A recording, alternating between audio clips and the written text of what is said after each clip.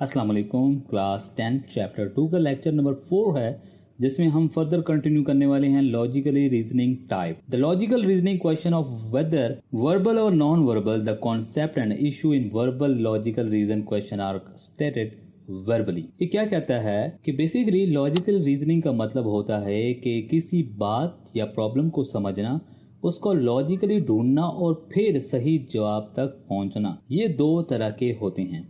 किस तरह के होते हैं? दो तरह के होते हैं। एक होता है वर्बल लॉजिकल रीजनिंग। अब वर्बल का मतलब होता है जुबानी या लफ्जों के जरिए।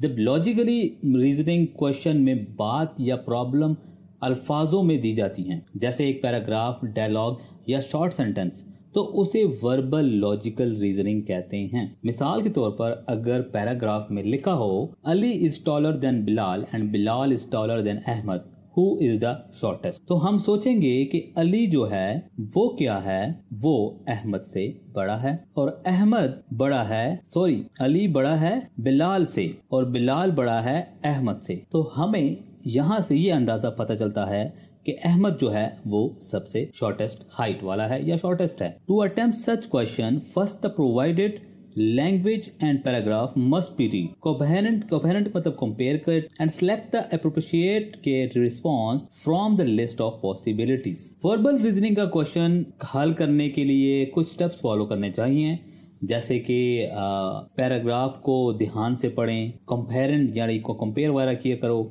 सही जवाब चुनना, ठीक है, ये चीजें हैं।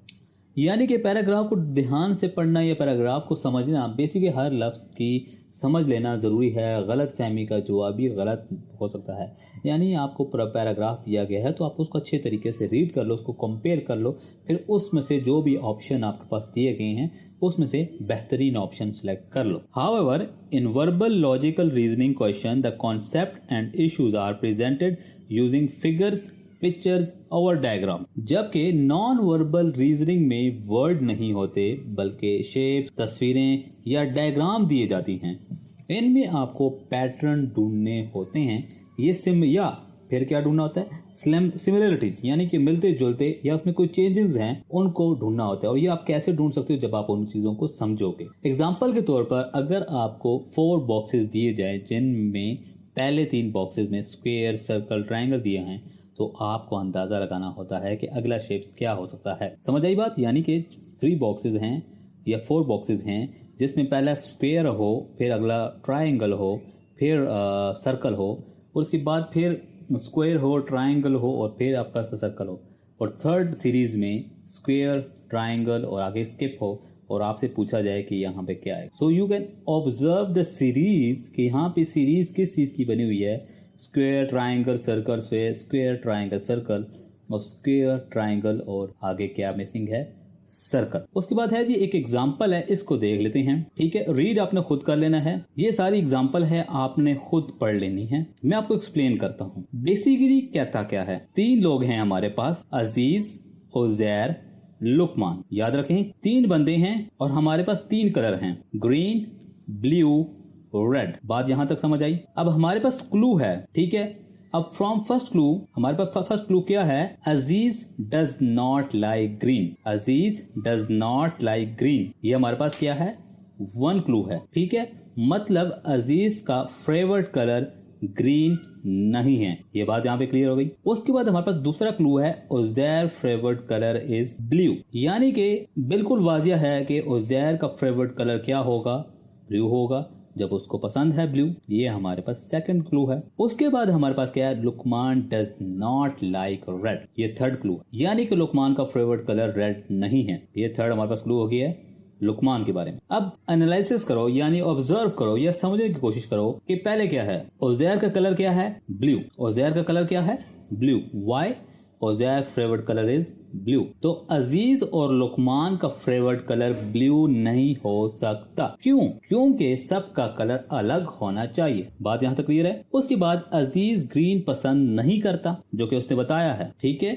और ब्लू ऑलरेडी उजैर का है, यहाँ पे जो बताया है उजैर का है। तो बच्चा पीछे सिर्फ रेड जो अजीज का होगा, जो अजीज को होगा। Why? Because Luqman does not like red. अब लुकमान का कलर बचा है पीछे ग्रीन, और क्लू तीसरा कहता है लुकमान रेड पसंद नहीं करता। यह ग्रीन चूज करना यानी नहीं बनता। कौन यहाँ पे ग्रीन उसको सिलेक्ट करना इसलिए नहीं बनता, ग्रीन इसलिए यहाँ पे नहीं बनता क्योंकि ग्रीन अजीज पसंद नहीं करता और जैर को ब्लू पसंद है, उसको ग्रीन नहीं दे सकते और ग्रीन इसको पसंद नहीं है। तो पीछे हमारे पास क्या बचता है, ग्रीन। तो यहाँ पे ग्रीन जो है वो ऑब्वियसली इसको मिलेगा किसी तरीके से भी। यहाँ पे मैंने एक्सप्लेन किया है, आप इसको एक बार खुद रीड करोगे, फिर दोबारा मेमोराइज करोगे मेरी बातों को, फिर बेहतर, मुझसे भी ज्यादा बेहतर समझ पाओगे। अब फाइनल क्या हुआ है यहाँ पे कि अजीज का क्या है कलर, ए फॉर रेड यानी अजीज का रेड हो गया, यू फॉर उज़ैर उसका क्या हो गया, ब्लू हो गया, और एल फॉर लुकमान, लुकमान का क्या हो गया, ग्रीन। ये एग्जाम्पल बेसिकली लॉजिकल एलिमिनेशन का बहुत अच्छी मिसाल है। लॉजिकली एलिमिनेट करना, चीजों को निकालना, उनको फिर स्पेसिफिक चीजों को एलोकेट कर देना या ना उसको दे देना। क्या आपको पूछा जाए, जनरल क्वेश्चन होते हैं ना, इस तरह के टाइपिकल क्वेश्चंस आते हैं, थोड़े से लॉजिकली होते हैं, तो ये लॉजिकल रीजनिंग के हिसाब से था। ठीक है, जैसे हमने पढ़ा पैराग्राफ शेप वगैरह जो होते हैं, वर्बल वगैरह, नॉन वर्बल वाले, तो ये उससे रिलेटेड है। उसके बाद है जी सेकेंड एग्जाम्पल या दूसरी एग्जाम्पल समझ लो। ये बेसिकली विजुअल रीजनिंग की है और ये पैटर्न को ऑब्जर्व करने की है। अब आप फर्स्ट देखें, circle, square, triangle, circle, square, triangle, circle, square, triangle, यहाँ पे क्या आएगा, सर्कल। बिल्कुल सही। अब सर्कल आएगा, ये सारी आपने चीजें पढ़नी है। After square 1, triangle 2, circle 3, it repeats with square 4, triangle 5, circle 6, again square 7, triangle 8। अब यहाँ पूछ रहा कि should be circle so the shape that come next is a circle. ये वो सारी बातें लिखी हुई है कि पैटर्न को आप देखो, फिर पैटर्न से अंदाजा लगाओ और फिर बताओ कि उसके बाद रिपीटेड क्या होगा, कौन सी शेप होगी। ये बेसिकली विजुअल रीजनिंग का है। आप विजुअली देख कर एक चीज़ों को मैच करते हो, रीजन निकालते हो कि क्या क्यों ये सर्कल आएगा, तो आपके पास है कि ये रिपीटेड पैटर्न हो रहा है तो ऑब्वियसली ये सर्कल आएगा क्योंकि रिपीट पे करना है पैटर्न को। बात यहाँ तक समझ आई।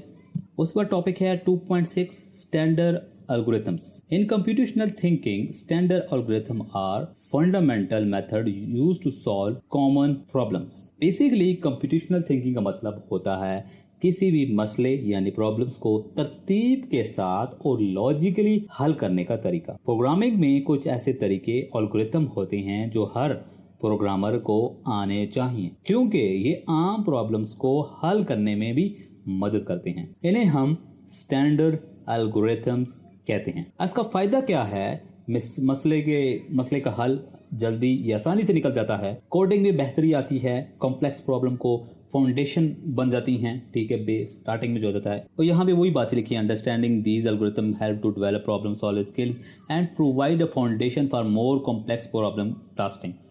Following are some standard algorithm. सबसे पहले क्या है जी, sorting algorithm. Sorting algorithm basically these algorithm are used to arrange data in specific order ascending और डिसेंडिंग। सॉर्टिंग एल्गोरिथम का मतलब होता है डाटा को तरतीब में लगाना। सॉर्टिंग दो तरह की होती हैं, एक असेंडिंग और एक दूसरी क्या होती है, डिसेंडिंग। बिल्कुल, असेंडिंग छोटे से बड़ा जैसे 2 4 7 9, डिसेंडिंग ऑर्डर बड़े से छोटा जैसे कि 9 7 4 2।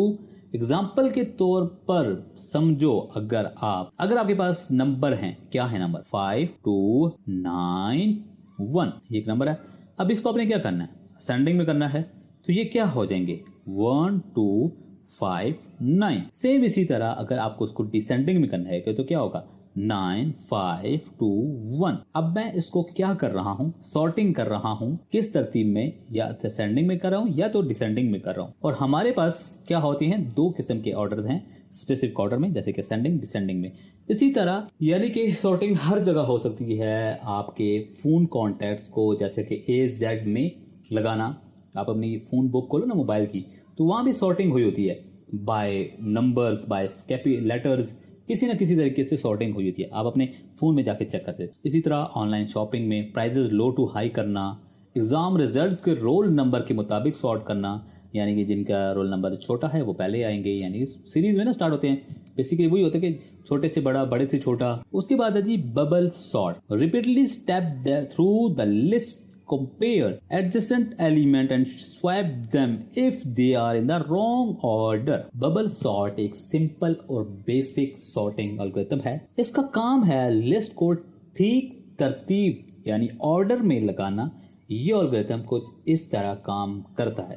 किस तरह काम करता है? ये बेसिकली ये लिस्ट के तमाम एलिमेंट्स को बार बार चेक करता है। हर दफा 2 साथ वाले नंबर्स एडजेसेंट एलिमेंट्स को कंपेयर करता है, यानी जो मिलते जुलते हैं दोनों साथ वाले एलिमेंट।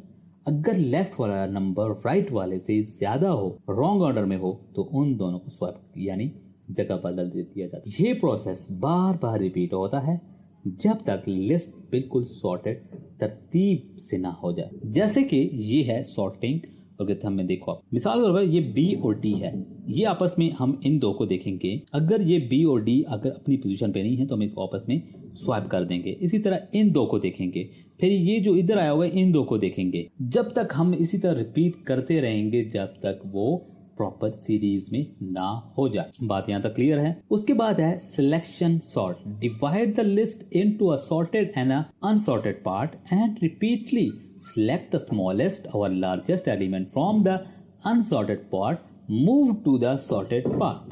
बात समझ आ गई होगी आपको। बेसिकली सिलेक्शन सॉर्ट में लिस्ट को 2 हिस्सों में डिवाइड करते हैं, सॉर्टेड पार्ट और अनसॉर्टेड पार्ट में, जिसमें ऑलरेडी ठीक तरतीब वाले नंबर्स होते हैं। किसमें? सॉर्टेड पार्ट में कौन से होते हैं? जो ठीक होते हैं, मतलब जिनकी सीरीज हमने ठीक कर ली होती है। और अनसॉर्टेड पार्ट में वो सीरीज होती है जिनको अभी हमने तरतीब देनी होती है। बेसिकली अब भी तो आप 1 2 3 डिजिट्स होंगे, नंबर्स होंगे ना। जब आप बहुत बड़े डाटा पे काम करते हो तो वहाँ पे एक बड़ा कॉम्प्लेक्स टाइप से होता है, वहाँ पे अरेंज करना थोड़ा सा टफ होता है या क्रिटिकल कह सकते हो तो जाते हैं मगर टाइम टेकिंग होती हैं। ठीक है, अब मिसाल के तौर पर मैं करता हूँ 4 2 7 1, ये है। अब छोटी वैल्यू ढूंढो। सबसे पहले क्या है?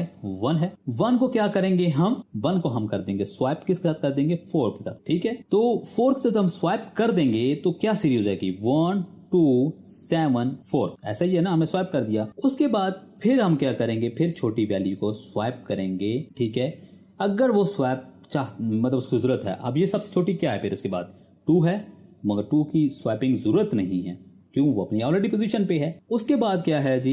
ये दोनों क्या हो गए? ये दोनों फिट हो गए ना।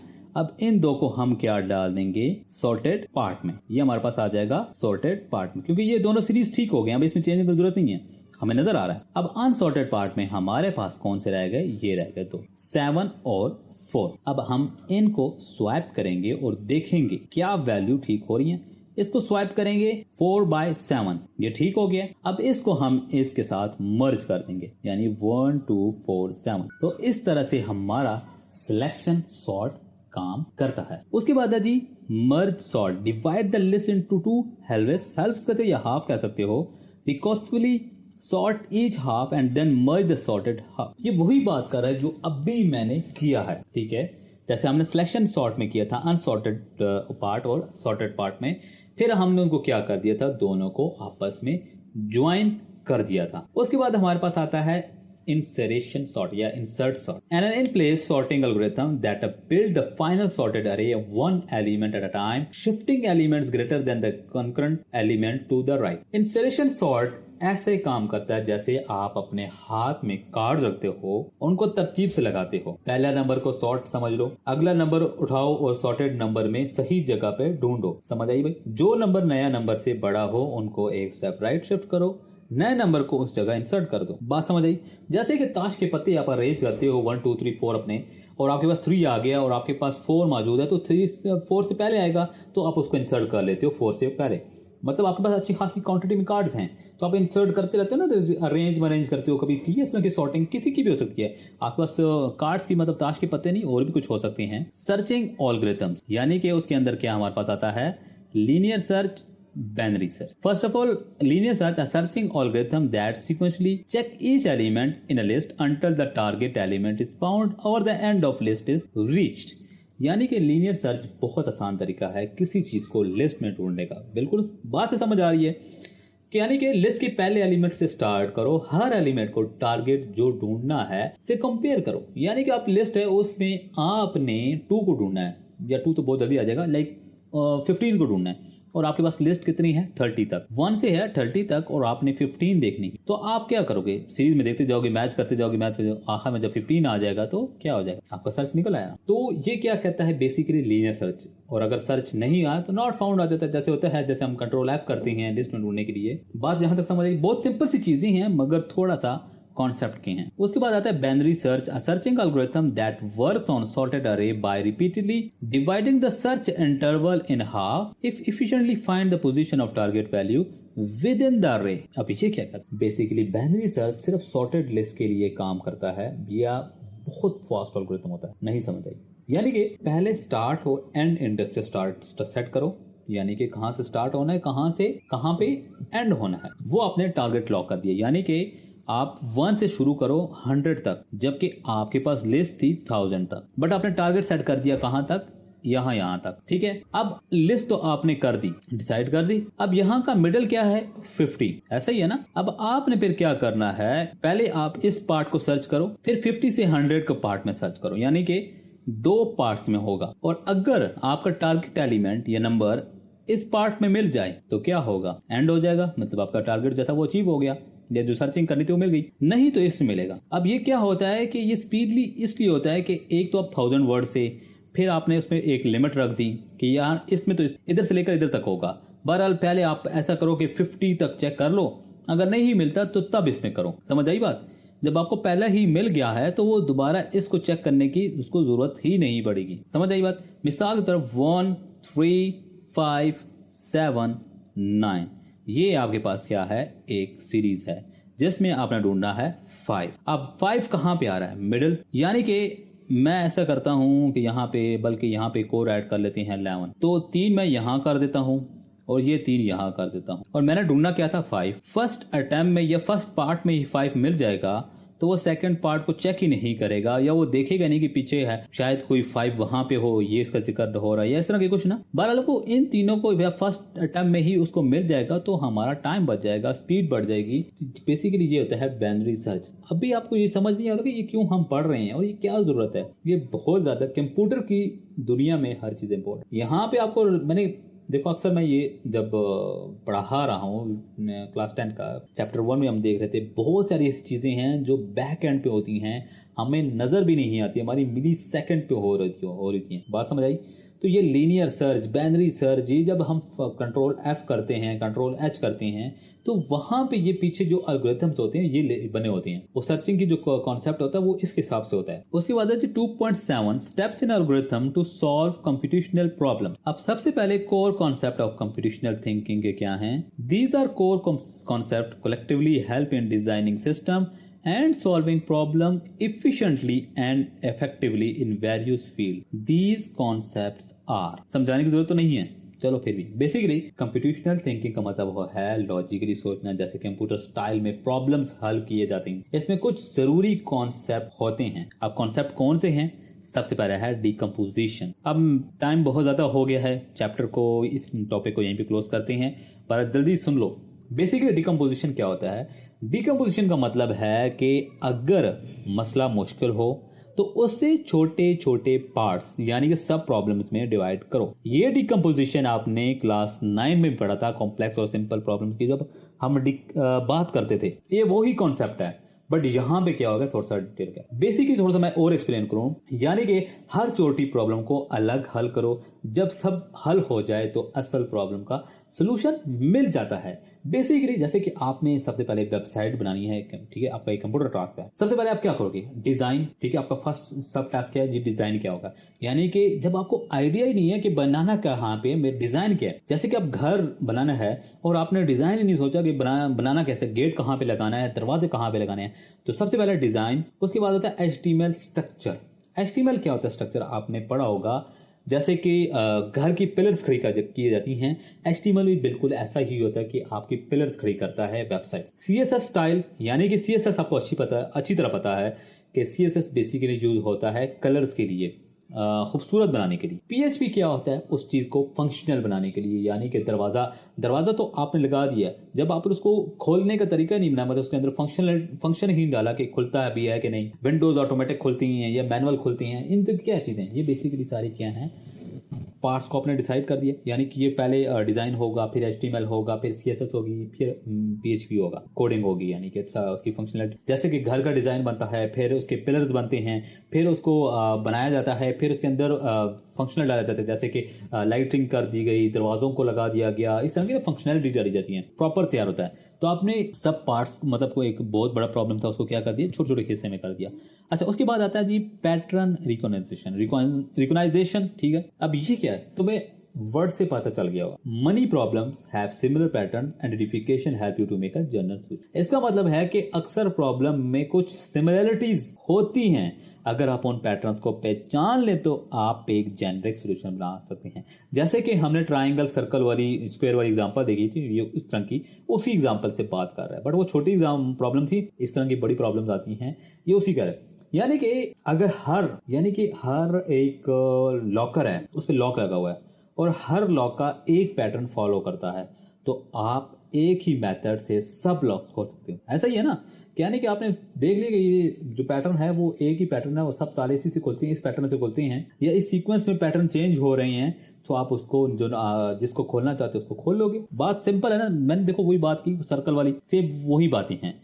उसके बाद ये एब्स्ट्रक्शन, ये भी आपने पढ़ा हुआ है। एब्स्ट्रक्शन का मतलब है कि सिर्फ इंपॉर्टेंट चीजों पर फोकस करना और फजूल डिटेल्स को इग्नोर करना। जब आप मैप यूज करते हो, यानी गूगल मैप यूज करते हो, तो आप मैप पे सिर्फ जरूरी रोड्स, रिवर्स या सिटीज देखते हो। ये नहीं देखते कि दरख्त लगे हैं नहीं लगे, दुकानें हैं कि नहीं लगी, मतलब जो गैर जरूरी होती हैं, जो आपको नहीं चीजें चाहिए, उस पर फोकस नहीं करते। तो एब्स्ट्रक्शन का मतलब ये है कि जो चीजें चाहिए या जिस चीज से प्रॉब्लम हल हो सकती है, उन्हीं पे फोकस। उसके बाद है जी एल्गोरिथम्स। एल्गोरिथम तो आप पढ़ रहे हो, कब से पढ़ रहे हो, और अभी तो मैं कहता हूँ आपको मतलब ही पता चल गया होगा क्या है। फिर सुन लो, एल्गोरिथम का मतलब है स्टेप बाय स्टेप इंस्ट्रक्शन जो किसी प्रॉब्लम का सोल्यूशन बताती हैं या बनती हैं। हर स्टेप एक स्पेसिफिक काम करता है। जैसे कि हमने डिजाइन बनाया, फिर क्या बनाया था, HTML किया था, उसके बाद CSS किया था, फिर उसके बाद PHP की थी। तो ये हमारे पास क्या थे, step 1, step 2, step 3, step 4, algorithm इसको कहते हैं। ठीक है, फिर हम डिजाइन में भी एल्गोरिथम डाल सकते हैं। आई थिंक यहाँ तक हमारा